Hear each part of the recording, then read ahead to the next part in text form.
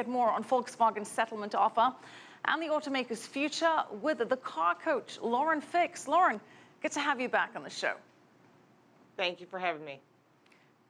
So, Lauren, Volkswagen will be spending around $15 billion in the U.S. to settle Dieselgate, the scandal with its emission cheating software. But this is not the end of the issue, is it?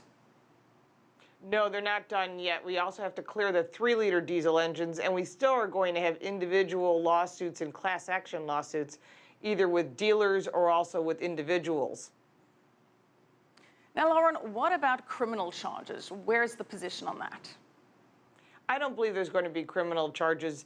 Volkswagen sat down with the federal government and the Department of Justice and the EPA and the CARB and ARB. There's so many people involved in this, and they're actually getting the better end of the deal. What's interesting is they're taking $800 million and they're going to be building an infrastructure, not just in California, but across the country, of electric charging stations and hydrogen charging stations, which is actually a gift to some of the manufacturers such as GM and Nissan, who are rolling out some electric cars that are complete plug-ins. So I think they owe Volkswagen a thank you note, because what they're doing is they're leveling the playing field with other manufacturers such as Tesla. They probably owe Volkswagen a thank you note for helping them erode the competition as well in the car market. Lauren, let's get back to the charges here, because the fraud was conducted, according to Volkswagen, by rogue employees. The CEO, Winterkorn, resigned, as well as other top execs. But what about the engineers that rigged the vehicles with software to run cleaner when the emissions were being evaluated? What is their fate? Well, a lot of them have already been let go, and of course the German government is still, this is not even including what's happening in other countries. This is just a settlement today, and this is not even a concrete settlement. Right now it's open for public conversation. This complete situation is totally different from what's going to happen in Germany and also in other countries. So that's going to be very interesting, and my guess is that, of course, they've been fired, probably pretty much a good chunk of that department, but you're probably going to see, I doubt you're going to see people going to prison over this, because the fact is that people didn't die, although there is pollution involved. We had the same problem with the ignition switch, and the guy who was involved in the ignition switch with General Motors didn't go to prison either. So there's no precedent for it when it comes from a legal standpoint. Well, Lauren, you mentioned General Motors, and you mentioned incidences related to fatalities, and this is a huge fine, especially when you look at the history in the sector.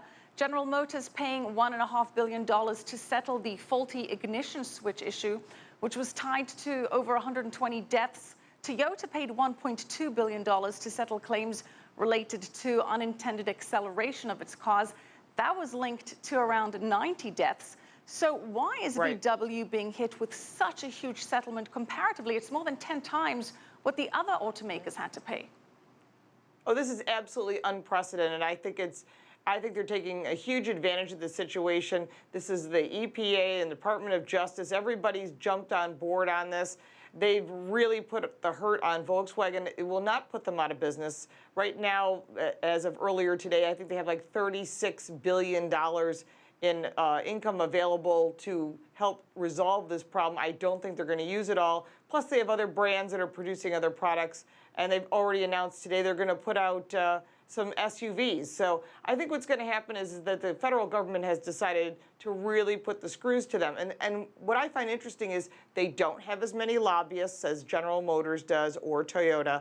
And they've always just come into this country to sell product. And the product is always sold well. And they do make good product. Unfortunately, this particular engine made a lot of us raise our eyebrows. And how can you produce a 2-liter diesel engine that doesn't have a blue, which is an additive that's put in the exhaust in order to create a lower emissions exhaust? So this is something of interest. The 3-liter diesel, we don't know what the situation is. There's all kinds of rumor that this was just a penalty in order for them not to sell any diesel vehicles.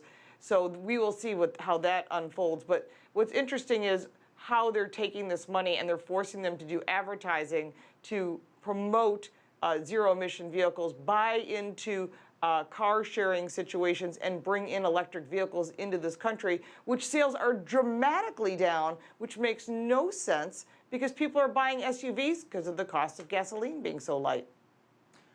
Well, Lauren, let's talk about sales. What does a scandal mean for VW in terms of credibility in the car market? Has this impacted sales? How much brand damage has happened here? I think there's more brand damage than sales damage. They are still selling vehicles. They do sell gasoline-powered and plug-in vehicles, and they have been selling okay. Yes, they probably took a hurt. The biggest one was in the month of May. We're completing June right now. We'll look at their sales again. But overall for this year, you would think they would be much more injured as far as total sales. And what's interesting is we're constantly talking about this diesel, and this is what's going on, and they cheated. And you would think other manufacturers would be running in the other direction, where Jaguar is bringing in their brand new XE and their F-Pace SUV in a diesel. And you're starting to see that Mercedes is still bringing them in and BMW is still bringing them in, and they're selling them as quick as they're hitting the lot. So the other German manufacturers that offer diesel products have picked up those sales, which I find to be very interesting. But by the end of June, which is just a couple days away, we'll see how much of an impact. But I think on an annual basis, they will hurt. How long will it take for them to recover? It's going to be years, but I think they will be able to recover. And if they're smart, they'll label every single charging station with the word Volkswagen.